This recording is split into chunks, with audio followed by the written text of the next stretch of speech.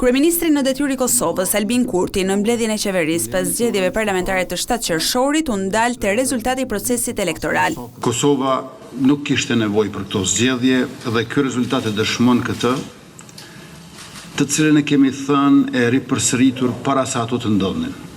Sido që të jetë, qytetarët folën sërish qartë.